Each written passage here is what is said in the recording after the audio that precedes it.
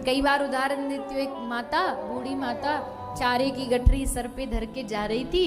रास्ते में उसको बैलगाड़ी वाला मिल गया। बैलगाड़ी वाला बोला, मैया जिधर तू जा रही उधर ही मैं जा रहा हूँ, आज हमारी बैलगाड़ी में बैठ जा और तुझे तेरे गंतव्य तक रास्ता से मैं पहुंचा देता हूँ। तो माता बैलगाड़ी में बैठ गई और जब बैलगाड़ी में बैठी तो कैसे बैठी है, वो चारे की गठरी सर पे रख करके बैठी है बैलगाड़ी में।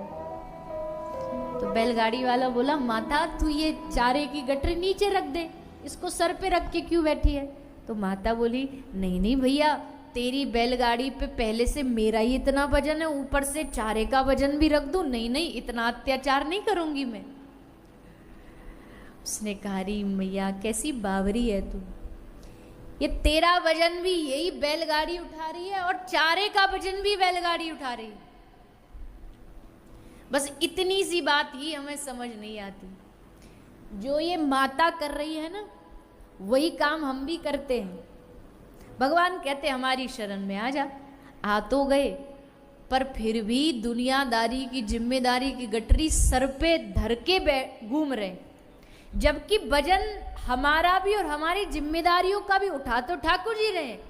जैसे चारे का भी और अम्मा का भी वजन तो बैलगाड़ी उठा रही, पर अम्मा को ये लगता है कि नहीं, हम तो अपना वजन खुद ही उठाएंगे, और बेकार में मेहनत करके सर पे जिम्मेदारियों की गठरी लिए घूम रहे। ठाकुर जी हंसते होंगे हमें देख करके कि भैया तेरी क्या औकात कि तू जिम्मेदारियां उठा सके, पर चल तुझे अगर बोझा ढोने का शौक है तो ढोता रहे। और वही ढोते हम, ढोते ढोते सारा जीवन निकल जाता है। अब देखो, मैं आपसे ये नहीं कह रही कि जिम्मेदारियों से भाग जाना, बात को समझिएगा, भाग जाने के लिए नहीं कहा जा रहा, पर ये कहा जा रहा है कि जिम्मेदारियां तो निभाओ, पर भीतर ये जागृति रखो कि कर हम नहीं रहे हैं, करने और कराने वाले हमारे ठाकुर जी हैं।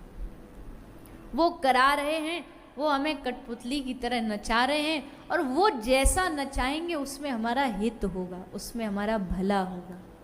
इसलिए प्रभु चाह में चाह मिलाने को भगवान की भक्ति कहते, यही भजन है, यही भक्ति।